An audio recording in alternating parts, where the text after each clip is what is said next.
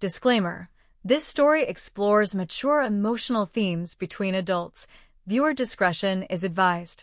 He walked into the kitchen one morning like he had something to prove, his shoulders a little straighter, his voice just a notch deeper. I noticed it right away, but I didn't say anything. You learn not to poke at things too quickly when they're simmering beneath the surface.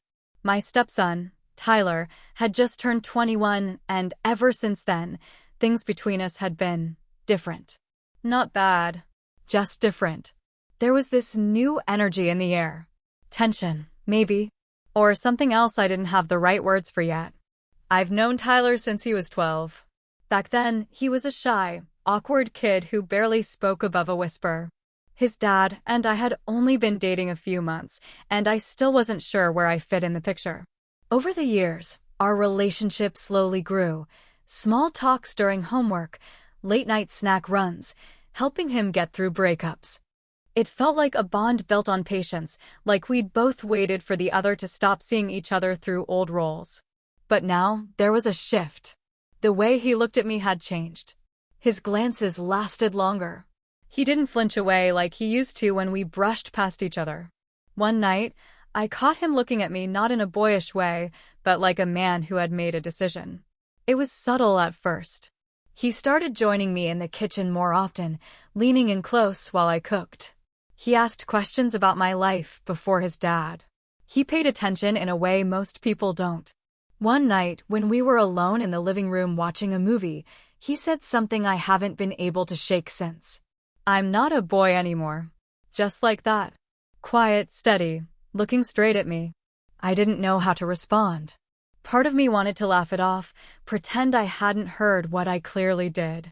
But another part, one I wasn't ready to admit even to myself, felt the floor shift a little under my feet. Because he was right. He wasn't a boy.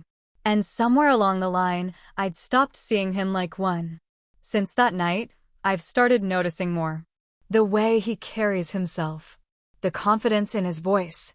The way he challenges me now, not with teenage rebellion, but with a calm, grown-up kind of presence.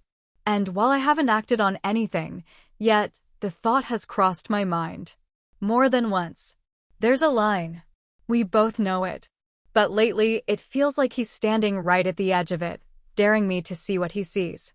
And I don't know what scares me more, the possibility of crossing it, or the fact that I might already have in my mind. What would you do in a situation like this? Is it wrong to notice when someone grows up in front of your eyes? Where is the line between caring and wanting? Let me know what you think in the comments and vote in the poll. Is attraction always a choice, or does it just happen? I tried to distract myself the rest of that night, but his words kept circling in my mind like a song stuck on repeat. I'm not a boy anymore. It wasn't just the words, it was how he said them. Calm, sure of himself. Like he wasn't asking for permission, he was just telling me the truth. The next morning, I acted like nothing happened. Made coffee, scrolled through my phone, gave him the usual morning with a smile. He gave one back, except this time, it lingered. He didn't say much, just watched me like he was waiting for me to make the next move. But I didn't. I couldn't. My husband, his dad, had left town for a week on a work trip, and I knew the timing alone could make anything that happened between us feel even more wrong. Tyler started finding more reasons to be around me. He helped clean the garage without being asked, folded laundry while I was watching TV, even offered to make dinner one night, which, in all his years, he'd never done. I told myself he was just trying to be helpful, maybe stepping up now that he was older. But there was something else behind it. The way he talked to me was softer, more thoughtful. He listened when I spoke, really listened. And when he looked at me, it wasn't like how a son looks at a stepmom. It was something else entirely. A few nights later, we sat outside on the back porch. The air was still, the sky was clear, and the only sound was the soft hum of bugs in the distance. He handed me a drink, something he'd mixed up himself, and sat across from me, leaning back like he owned the space. He didn't talk for a while, just stared up at the stars like he had all the time in the world. Then he asked me a question that hit a little too close. Do you ever think about how fast time goes? I nodded, careful with my words. All the time. He took a slow sip. Feels like just yesterday I was in high school, trying to figure everything out. Now I'm here. And things feel different. I didn't answer right away. I didn't know how. Because things did feel different. And it wasn't just about him growing up, it was about the space between us shifting, stretching, turning into something unfamiliar and hard to define. That's when he said it again, almost under his breath. I'm not a boy anymore. This time, he didn't look away. And for a second, I felt something stir in my chest, something I wasn't ready to deal with. But I didn't move.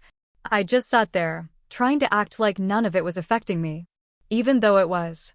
Deeply. We sat there in silence for a long time after that, the air between us heavy but unspoken. I knew I should go inside. I should break the moment. But I didn't. Something in his eyes kept me there. The days that followed were strange, not in any dramatic way, but in small, quiet moments that kept piling up. Tyler had started acting like a man with nothing to hide. He didn't back off, didn't second-guess himself. If anything, he was more present than ever. He asked how I slept. He noticed when I changed something about my hair. He remembered the little things, like which wine I liked or what shows I watched when I couldn't sleep. It wasn't flirting. Not exactly. But it wasn't neutral either. I kept telling myself to set some distance, to be clear. But I didn't. I kept letting things slide, letting moments hang in the air longer than they should. I could have stopped it, I know that. But something about his energy pulled me in. It wasn't about power or control. It was something quieter. Deeper. Like he wasn't trying to get anything from me. He just wanted to be seen. And he was. Then something happened that shifted things even more. I had a call with my sister one afternoon, just catching up, nothing serious. But when I mentioned Tyler in passing, just talking about how helpful he'd been lately, she paused and asked, "You sure that's not turning into something complicated?" I laughed it off, but my stomach twisted, because complicated was exactly what it was. And I hadn't said a word about how he looked at me now, or what he said on the porch. I hadn't told anyone. It was like this secret that only existed between the two of us, and the longer I kept it quiet, the more real it started to feel. Tyler had a friend over one evening, just a guy from his college soccer team. They stayed in the living room, joking around and playing some loud video game, and I stayed in the kitchen. I wasn't trying to listen, but at one point, I heard his friend say something that froze me in place. "So, what's really going on with you and her?" I couldn't hear Tyler's response. He lowered his voice. But the question itself was enough to light something in my chest, something like guilt. Or panic. Or both. That night, he knocked on my bedroom door. Just once. Then waited. I opened it only halfway. He didn't try to come in. He just looked at me with those eyes that had stopped feeling young a long time ago. "You okay?" he asked. I nodded, said, "Yeah, just tired." He hesitated, then nodded back. "All right. Just checking." Then he walked away. That was it. But the weight of the moment sat with me long after he was gone. Because deep down, I knew we were standing on something fragile. And if one of us made the wrong move, it wouldn't be easy to walk it back. The tension in the house wasn't loud. It was quiet, tight, like the silence before a storm. Every time I walked into a room and Tyler was already there, it felt like the air shifted. Like we were both holding back something we weren't ready to face. I kept myself busy, cleaning things that didn't need to be cleaned, scrolling through my phone just to look distracted. But every time I looked up, he was watching. Not in a creepy way, more like he was waiting for the right moment to say something we both knew had been coming. The breaking point came on a Friday night. I'd just gotten out of the shower, wrapped in my robe, hair still damp. I thought I had the house to myself for the evening. Tyler said earlier he was going out with friends. But when I stepped into the hallway, there he was, sitting on the stairs. Alone. Quiet. We both froze. His eyes dropped for a second, then lifted again. Straight at me. I clutched the robe tighter, feeling suddenly exposed, even though I was fully covered. I wasn't scared. Just uneasy, aware. Every part of me was awake in a way I hadn't felt in years. I didn't go out, he said, like it explained everything. I didn't respond. I walked past him, down to the kitchen, hoping the motion would help break the tension. It didn't.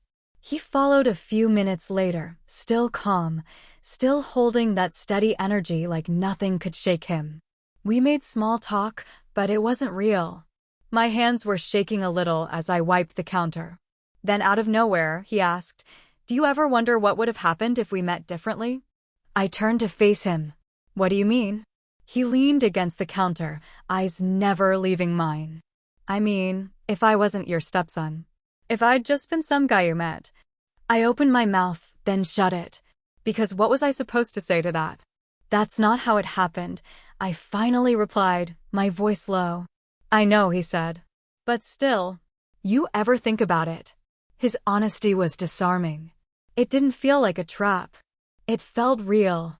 Like he wasn't trying to push, he was just saying what we were both thinking. And maybe that made it worse. I turned away, reaching for a glass, trying to find something to focus on. I could feel his eyes on me, feel the silence stretching longer than it should have.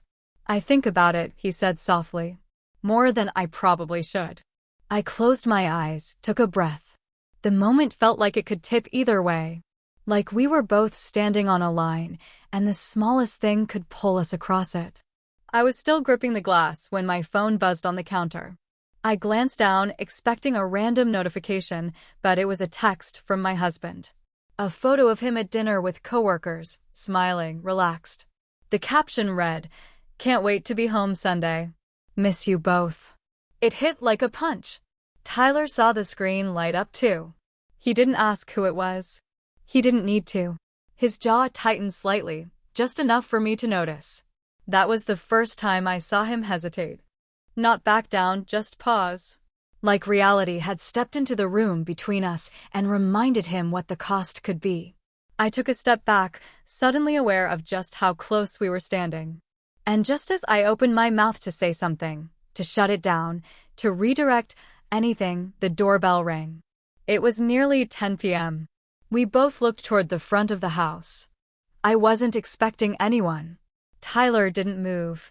I walked to the door slowly, unsure who it could be. When I opened it, the last person I expected was standing there. It was Lena, Tyler's ex-girlfriend. She smiled, casually holding a bag of takeout in one hand. "Hey, Tyler home." I blinked, thrown off. Yeah, he is." "You? You two planned something?" She laughed. "Not really. He texted me earlier, said he was bored and wanted to catch up. Didn't say it was a bad time." Behind me, Tyler appeared. Lena's face lit up. "Hey, there you are." He played it cool, walking past me to greet her. "Didn't think you'd actually show up." "Well," she said, stepping inside without being asked. I had nothing better to do. She brushed past me and made herself comfortable like she'd done it 100 times. And maybe she had. But this time, the room felt different. Tyler glanced at me, just once. And in that single look, I could tell he hadn't expected her to show up either. Whatever he had said to her earlier, he hadn't meant for her to be part of this moment. But now she was. And that changed everything. The three of us sat awkwardly in the living room. She laughed too loud at things that weren't funny. Tyler barely said a word. I forced a smile that felt more like a mask. And all the while, I kept thinking, was this him pulling away? Was this his way of ending whatever was building between us before it went too far? Or was she here because she sensed something? Because she saw it too? I'll be honest, part of me felt relieved. The other part felt something I didn't want to admit. Something close to jealousy. And that was the part that scared me most. Lena stayed longer than I expected. The tension in the room was thick. Every laugh from her, every glance from Tyler, it all felt like a game I wasn't prepared to play. I sat stiff on the far end of the couch, sipping cold tea just to keep my hands busy. Tyler barely looked my way. If I hadn't known better, I'd have thought he'd moved on, just like that. But I did know better. His silence said more than words ever could. At one point, Lena got up to use the bathroom. The second she disappeared down the hall, Tyler stood and walked into the kitchen. I followed him, slow but steady. When I got there, he was leaning against the counter, arms crossed, staring down like he was debating something in his head. "She wasn't supposed to come," he said before I could ask. "I figured," I replied. He looked at me then, and for a second, everything that had been building between us came rushing back. The energy, the quiet understanding, the pull neither of us had dared name. "I think she knows," I said quietly. Tyler nodded. "Probably." There was a beat of silence. "Do you know what you're doing?" I asked. He met my eyes. "No, but I know what I want." Before I could even react, Lena's voice echoed down the hall. "Tyler, can you help me with something?" He gave me one last look, then walked out of the kitchen without a word. And that's when I knew whatever we had been building was about to reach its limit. I stood there alone for a long minute. Then I walked to the hall, half expecting to find them close, whispering, reconnecting. But instead, I saw Lena standing by the front door, holding her keys, looking irritated. "He's not who I thought he was," she muttered, brushing past me. I blinked. "What?" She turned back with a sharp expression. "You should be careful. I don't know what's going on between you two, but don't assume you're in control of it." Then she left. I walked back inside, confused, uneasy. Tyler was sitting on the couch again, calm as ever. "What happened?" I asked. "She wanted something from me," he said. "But I didn't give it to her." "What did she mean, don't assume you're in control?" He looked at me, expression unreadable.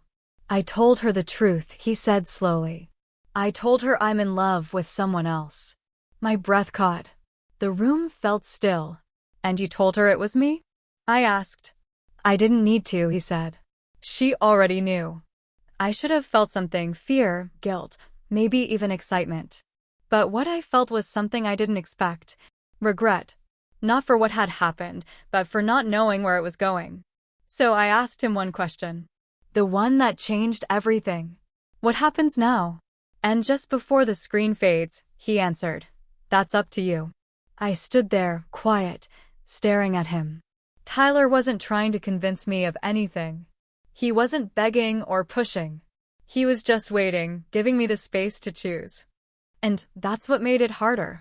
Because somewhere deep down I knew I had already chosen. Not just in that moment, but slowly over time.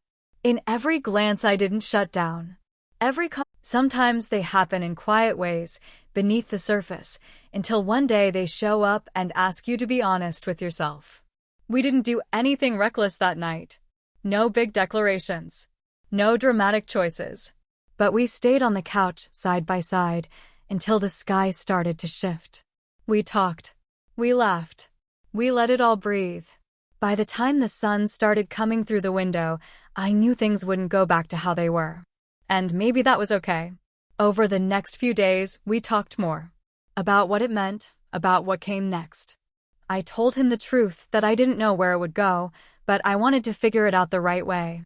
Carefully, privately, respectfully. He agreed. We didn't hide, but we didn't rush either. It was slow, thoughtful, grown, and for once in my life, I didn't feel like I was pretending to be someone else for the sake of expectations. I felt seen. Like the real version of me had finally come out from under all the roles I'd been playing. I know this story might stir mixed feelings. It's not black and white. But real life rarely is. So, what do you think? Did we cross a line, or did we find something real in an unexpected place? Would you have made the same choice or walked away? Let me know in the comments. And if you want a sequel or a different angle on this story, tell me that too. Your feedback shapes what comes next. Thanks for watching, and don't forget to like, comment, and subscribe for more stories that aren't afraid to live in the gray.